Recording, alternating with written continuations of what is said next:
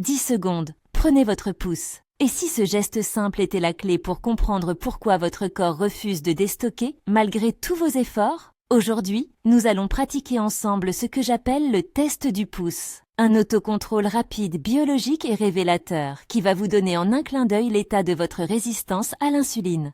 Si vous avez plus de 40 ans et que vous avez l'impression que votre métabolisme a changé les règles sans vous prévenir, ce qui suit est votre nouveau manuel d'utilisation. Bienvenue sur le code métabolique. Si vous en avez assez de lutter contre votre propre biologie, abonnez-vous à la chaîne pour ne rien manquer de nos prochains protocoles. Asseyez-vous. Détendez vos épaules. Nous allons effectuer ce test en 2 étapes. La première est sensorielle. Demain matin, à l'instant précis où vous ouvrez les yeux, observez votre pouce. Est-il stable ou ressentez-vous une légère tension, une impatience, voire un tremblement imperceptible? Ressentez-vous ce besoin viscéral, presque animal, de vous jeter sur un café ou quelque chose de sucré pour simplement exister? La deuxième étape est physique. Maintenant, portez votre pouce au niveau de votre abdomen, juste au-dessus du nombril. Pressez fermement pendant 3 secondes, puis relâchez. La peau reprend-elle sa forme instantanément ou reste-t-il une marque, une texture que vous sentez dense, presque inflammatoire? Ces 10 secondes d'observation sont le miroir de votre biochimie interne. Elles révèlent si vous êtes en mode combustion ou en mode stockage forcé. Pourquoi ce test est-il si puissant? Parce qu'il interroge directement vos 2 hormones maîtresses, l'insuline et le cortisol. L'insuline est la clé qui ouvre vos cellules pour y faire entrer l'énergie. Mais après des années de stress, de manque de sommeil ou de pics de glucose répétés, la serrure s'encrasse. C'est la résistance à l'insuline. Vos cellules deviennent sourdes au signal. Résultat, le sucre stagne dans votre sang et votre corps, pour se protéger, le transforme immédiatement en graisse abdominale. Le cortisol, lui, est l'hormone de survie. Si au réveil votre cortisol explose parce que vous êtes en manque de sucre, il ordonne à vos cellules graisseuses de devenir des éponges magnétiques. Vous ne mangez pas beaucoup, mais votre corps agit comme s'il était en période de famine. Interprétons vos résultats.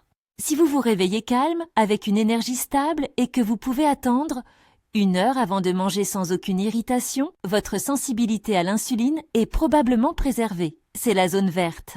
Si, au contraire, vous avez besoin de ce café immédiat, que vous vous sentez irritable ou que votre pouce trahit une impatience nerveuse, vous êtes en zone de résistance. Votre corps est métaboliquement rigide. Il ne sait plus passer de la combustion des sucres à la combustion des graisses.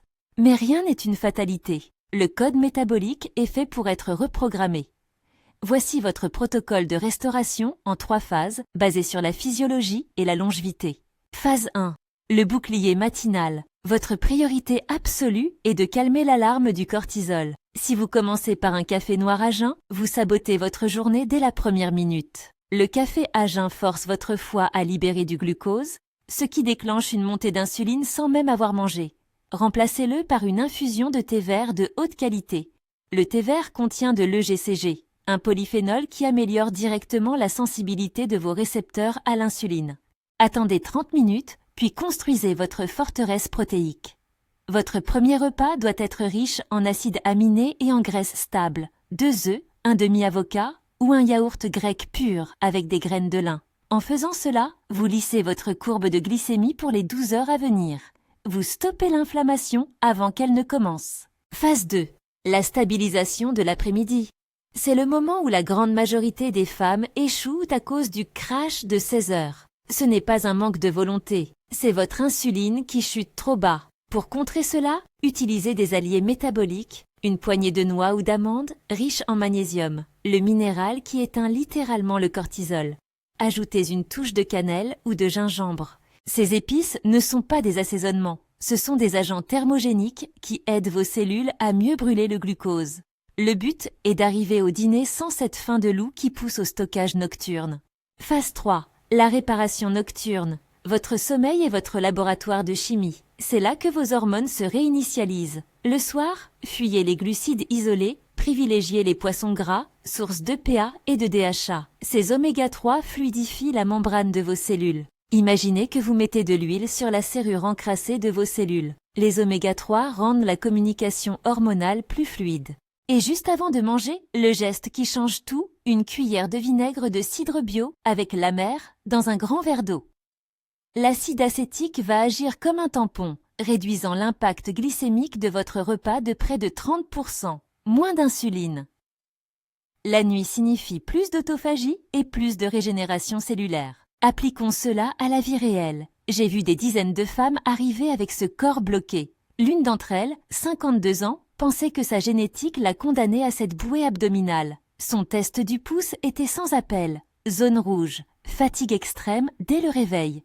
Nous n'avons pas ajouté de sport intense. Nous avons simplement synchronisé ses nutriments. En introduisant les protéines le matin et en décalant son café après son repas, ses fringales ont disparu en 4 jours. En 3 semaines, son visage a dégonflé. Sa clarté mentale est revenue. Ce n'était pas un régime, c'était une réconciliation avec sa propre biologie. Dites-moi en commentaire quel est le résultat de votre test du pouce aujourd'hui. Êtes-vous en zone verte, intermédiaire ou élevée? Je lis chacun de vos retours pour mieux adapter nos prochains conseils.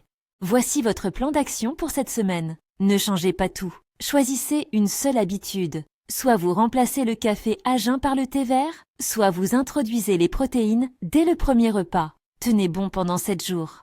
Observez votre pouce le 8e matin. Observez cette sensation de calme intérieur.